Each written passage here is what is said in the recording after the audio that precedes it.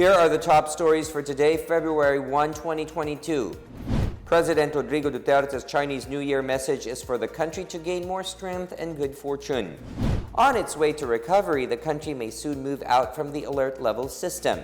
Comelec Commissioners Rowena Guanzon and Aimee Ferolino have their explanation on the much-awaited ruling on presidential aspirant Ferdinand Bongbong Marcos Jr.'s disqualification case.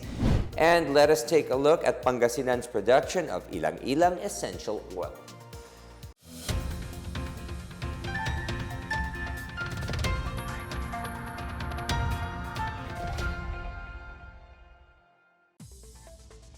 Good day, I am William Theo, and today is a special day for all of our Chinoy brothers and sisters. Happy Chinese New Year, everyone. Our top story for today, the country may move out from the alert level system around March or April this year as part of its exit plan from the pandemic. Presidential Advisor for Entrepreneurship Joey Concepcion said the private sector will be coming up with a plan to ensure the safe reopening of the economy despite the ongoing COVID-19 pandemic. We're now starting to move on. Yun ang pinaka-importante. The signal is starting to move on, trying to look at how we can revive the economy. Nakita natin yung last quarter natin na 7.7 GDP, which is a good number. Dahil sa ginawa ng private sector ng early lockdown ng August 8 at yung high vaccination rates dito sa NCR, nakamit natin yung 7.7. So, alert level 2 is good news at hopefully we can move to alert level 1 by the end of February and eventually by March. There should, ang tingin ko dito, eventually we can remove all these alert levels and just come up with a protocol or basic minimum health standard protocol moving forward. Pero we are seeing that this alert level 1 is even possible towards the end of February, March.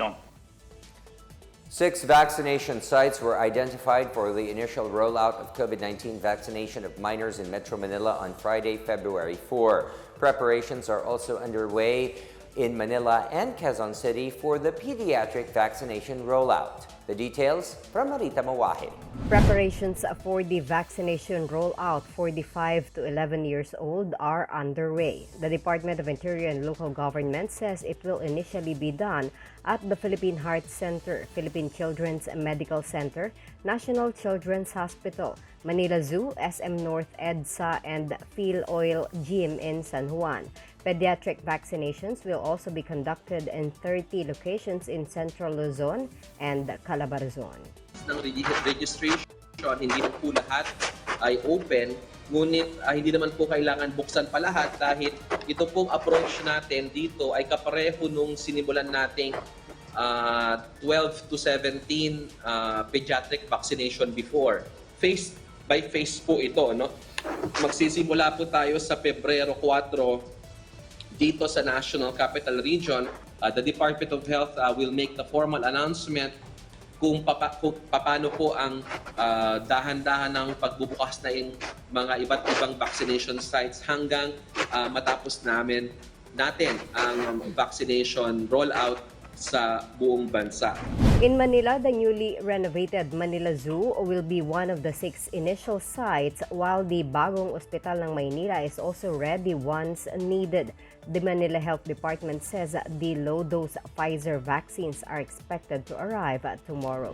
In Quezon City, more facilities and venues have been converted into vaccination sites. These include health centers, malls, schools, community venues, churches, and special venues like the Quezon Memorial Circle.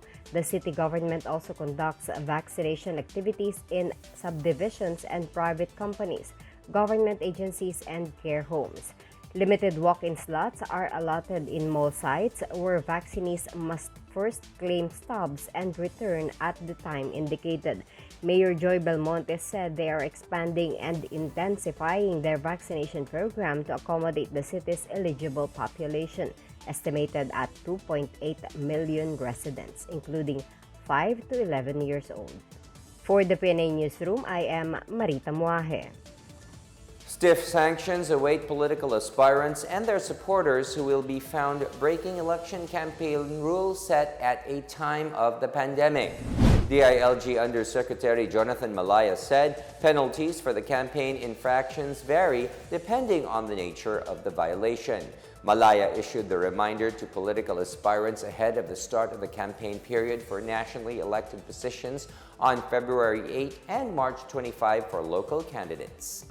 Nananawagan po kami sa mga kandidato at kanilang mga supporters na basahing maigi itong resolution ng 0732 dahil nakasaad po dito yung mga pinagbabawal at mga allowable activities.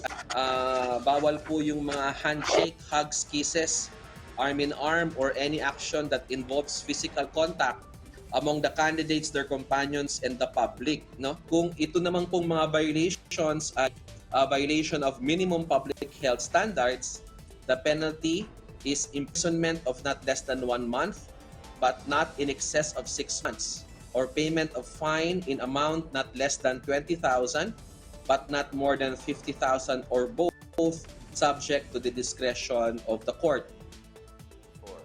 Comelec 1st Division Presiding Commissioner Rowena Guanzon's separate opinion was released ahead of the ruling and her retirement. Guanzon said presidential aspirant Ferdinand Bongbong Marcos Jr. should be disqualified from the May 9 elections as his non-filing of income tax returns from the year 1982 to 1985 constitutes moral turpitude. She said Marcos's alleged omissions reveal a deliberate intent to violate the law, a conscious design to evade a positive duty, and a wanton disregard of a legal and social duty. Taken together, Guanzon said the circumstances reveal a serious defect in one's moral fiber. On the other hand, fellow 1st Division Commissioner and Ponente Aimee Ferolino said she will thoroughly assess all case records before she issues her ruling. Ferolino insisted there is no deliberate delay in response to Guanzon's accusations. She said the only reason for the unavailability of the resolution after 15 days is that she is reviewing 3 consolidated cases, among others, thoroughly to craft an objective resolution. She said she respects Guanzon's separate opinion, but asked the retiring commissioner to stop conditioning the minds of the people that there is a delay because there is none. The Philippine National Police is looking into the claims of an assassination plot being hatched against former Senator and presidential aspirant Ferdinand Bongbong Marcos Jr. Police Chief General Leonardo Carlos said the PNP is gathering more information on the alleged assassination plot, a threat to the personal security of a presidential aspirant. Marcos's spokesperson, attorney Vic Rodriguez, earlier said that while the report on the assassination plot is concerning, they are not covered by such threat. He said Bongbong shall continue to personally deliver his message around the country with a firm resolve to unify the nation. Justice Secretary Menardo Guevara said the National Bureau of Investigation, or NBI, has a month to report on the alleged slay attempt on presidential candidate Ferdinand Bongbong Marcos Jr. The alleged slay attempt on presidential candidate Ferdinand Bongbong Marcos Jr. was made last week on video-focused social media platform TikTok. The post read, "We are meeting every day to plan for BBM's assassination. Get ready." Guevara said the NBI has initiated the probe and the case has been referred to the PNP Anti-Cybercrime Group. He said the DOJ Office of Cybercrime and NBI may also track down individuals who threaten to kill or rape public officials. President Rodrigo Duterte already has a short list of possible appointees who will replace 3 outgoing Comelec officials, including Chairperson Sharif Abbas. On an online briefing, Cabinet Secretary and Acting Spokesperson Carlo Nograles said President Duterte understands the importance of appointing successors of Abbas and Commissioners Rowena Guanzon and Antonio Co. Jr. as soon as possible. The 3 Comelec officials will be officially leaving their posts tomorrow, approximately 3 months before the May 9 national and local polls. The President has a short list na po sa pagpipilian niya for the appointment. So, syempre, alam ni Pangulo na kailangan na po natin i-appoint dahil sa mga vacancies. And of course, yung depende rin po, pagko-confirm dun sa Commission on Appointments, depende po yan sa Kongreso on how fast they can confirm the appointments. Still ahead, President Rodrigo Duterte hopes for more strength and good fortune this Chinese New Year. And Landbank is conducting another investigation on the case of a public school teacher who lost funds through an alleged fraudulent online transaction. More stories when the PNA Newsroom returns.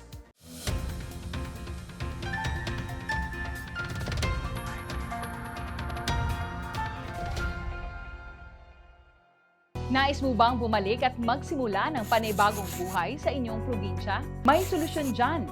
Bisitahin ang balikprobinsya.ph upang mag-apply.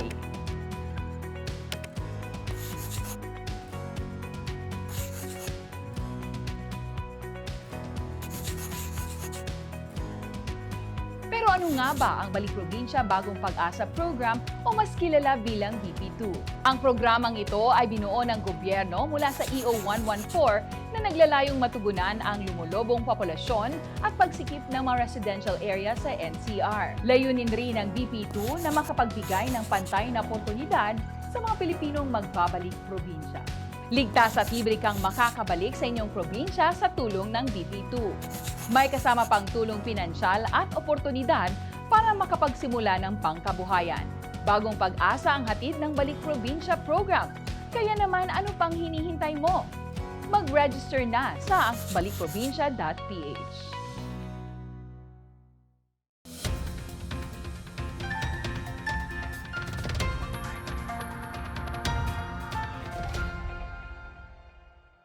President Rodrigo Duterte has called on the Filipinos to continue to demonstrate the ideals of bayanihan and malasakit, especially to those who are in need.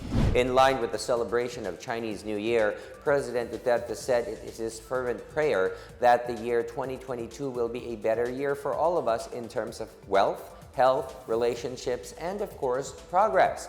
He also urges Filipinos to look forward to more opportunities and prosperity in the new year and become instruments of peace, harmony, and generosity to all. The Chinese New Year marks the start of the Lunar New Year. It is also known as the Spring Festival, which is considered one of China's most important celebrations. Year 2022 is considered as the Year of the Tiger. Iloilo City has rolled out its drive-through vaccination sites for those who want to avail of COVID-19 booster shots. Meanwhile, the local government of Antique is making vaccines available to more senior citizens. Chris Mundo reports. The local government of Iloilo City on Monday commenced its drive-through vaccination for the booster shots of COVID-19 jabs. The Iloilo City COVID team targets to vaccinate around 300 individuals per day at SM Strata and Mega World Transport Hub. The SM Strata drive-thru offers Pfizer booster shots, while Mega World has Moderna vaccine and will be open to the public whether or not they are residents of the city. The vaccination rollout also continues in the city's mega sites at the SM City South Point, Robinson's Haro, and District Health Centers. In Antique, senior citizens in the province may still avail of COVID-19 vaccines in the coming days after the one-day nationwide Bayanihan Bakunahan on Monday. The Integrated Provincial Health Office said seniors may get their shots through other ongoing vaccination programs. Municipal health officers have also conducted house-to-house vaccination, especially for those bedridden elderlies. The Bayanihan Bakunahan for senior citizens started from 8 a.m. until 3 p.m.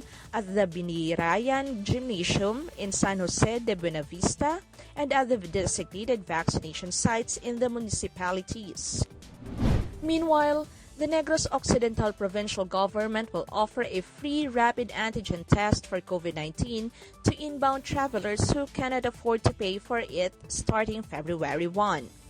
Governor Eugenio Jose Lacson said Negrense passengers can manifest in the Safe, Swift, and Smart Passage Travel Permit or S-Pass that he or she is willing to be tested upon entry to the province.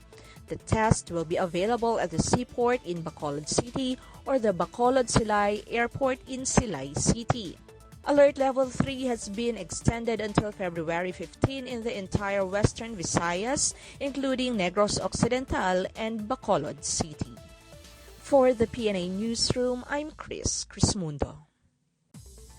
The House Committee on Good Government and Public Accountability has maintained that there was no overpricing in the purchase of COVID-19 supplies. House Committee Chair Michael Aglipay on Monday said the panel also found that there was nothing irregular with the procedure done by the Department of Budget and Management Procurement Service, or PSDBM. He, however, said they recommended to abolish the PSDBM since all agencies now have their own procurement department and bids and awards committees.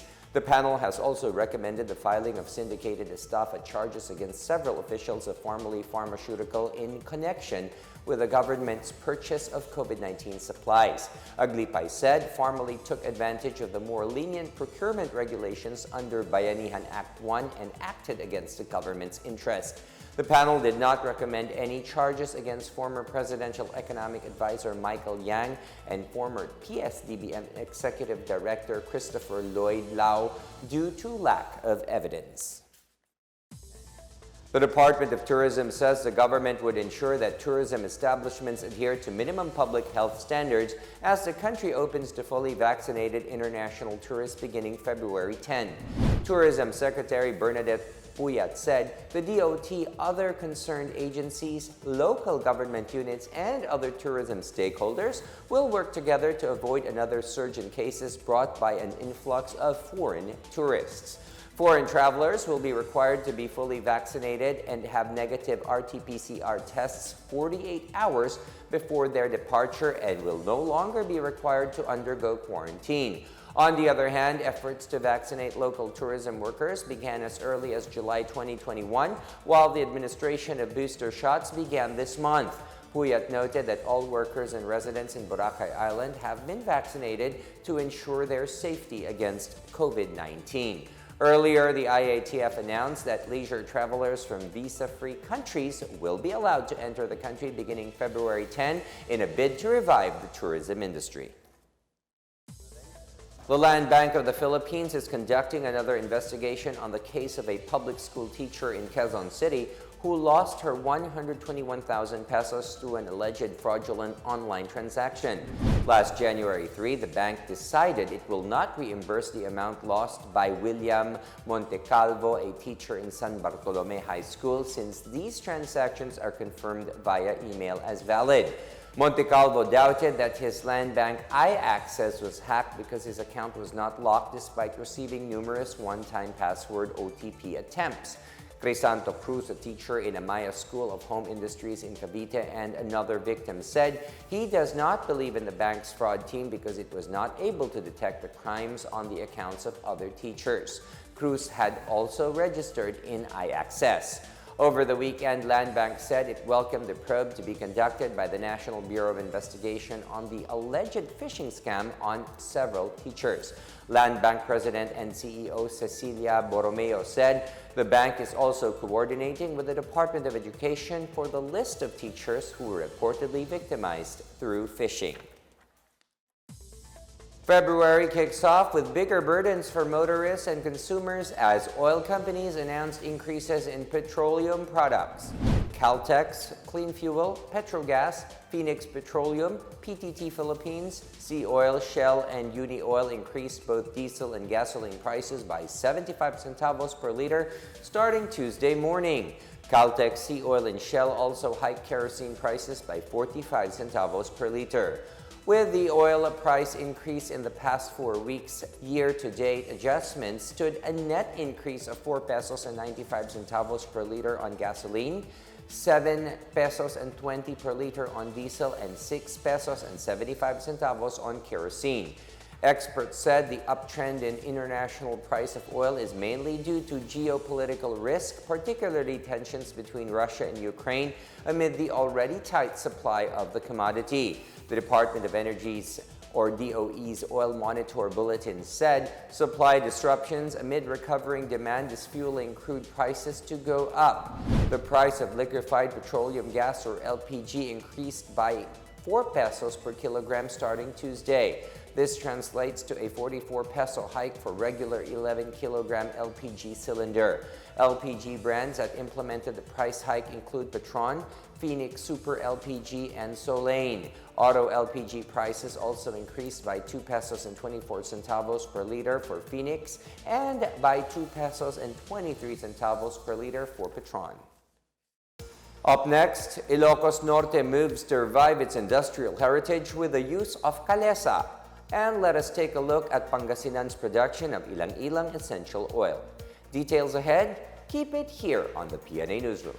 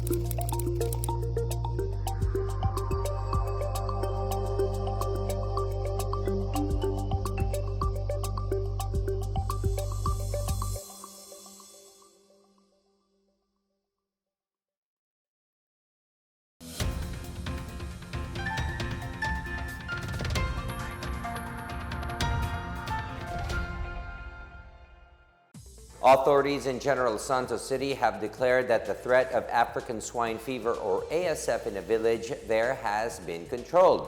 City Veterinary Office Chief Dr. Antonio Efrem Marin hailed the joint efforts of the city and village officials to address the threat of the hog disease in Purok San Lorenzo, Barangay Apopong. The Department of Agriculture confirmed the ASF case in Purok San Lorenzo following the deaths of several hogs on January 12. At least 508 hogs within the 500-meter radius from ground zero were culled to prevent the spread of the virus. Despite the ASF incident in Apopong, the city remains under the green zone or among the areas in the country considered as safe from the hog disease. In Pangasinan, some 135 swine backyard raisers have received Sentinel hogs and feeds as part of the ASF recovery program of the Department of Agriculture and the provincial government. Assistant Provincial Veterinarian Jovito Tabajeros said the Sentinels will be observed for about 90 to 120 days. If they test negative, then the area will be declared free and they can start hog repopulation. Tabajeros confirmed meanwhile that no new ASF case has been recorded in the province. Decorated calesas or horse-drawn carriages will soon be available for public transport along the main thoroughfares of Lawag City as the province of Ilocos Norte moves to revive its industrial heritage. The Ilocos Norte Tourism Office said at least 7 calesa operators were selected to join in the pilot run of the Calesa Lighted Evening Tour.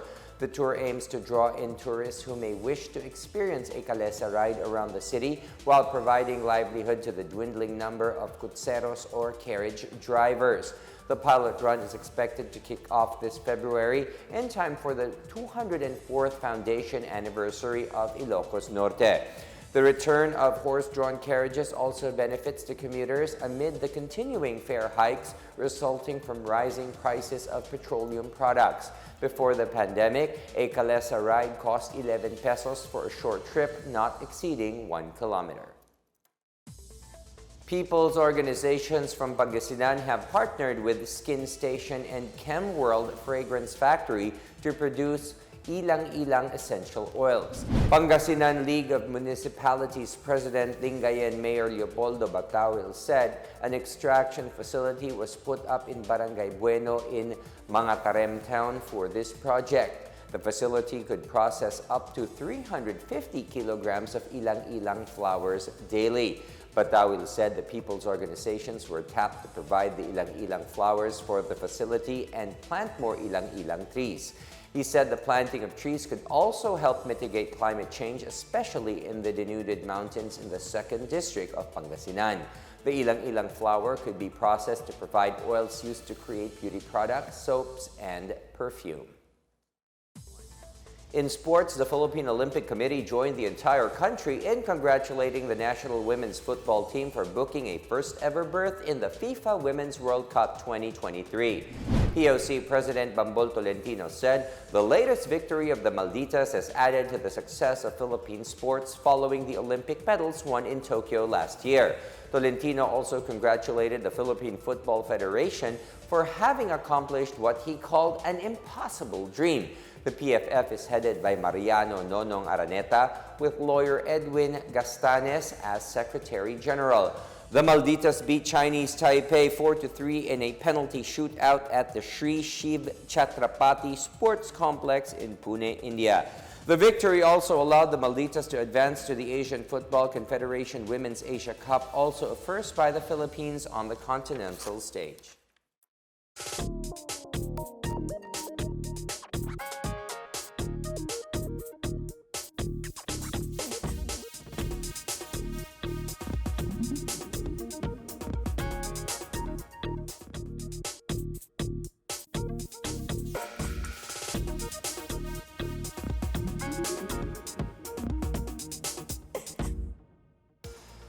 Let's take another look at today's biggest stories.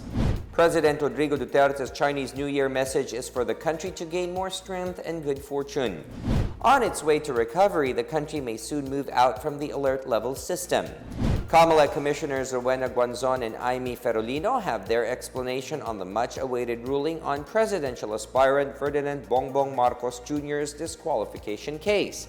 And let us take a look at Pangasinan's production of Ylang-Ylang essential oil. As Filipinos, we all have a vital role to play in preventing the spread of COVID-19.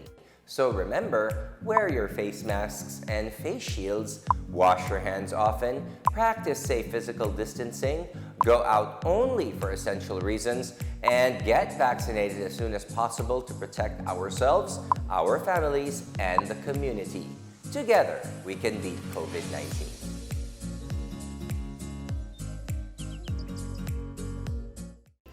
Thank you for watching another episode of the PNA Newsroom. For more news content, check our webpage or log onto the Philippine News Agency's Facebook and Twitter accounts. For more stories about the government and how it serves Filipinos, look for these hashtags in all of our social media platforms and websites. We are shown on the pages of the PCOO and its attached agencies. Also, watch us on television on PTV4 and IBC 13.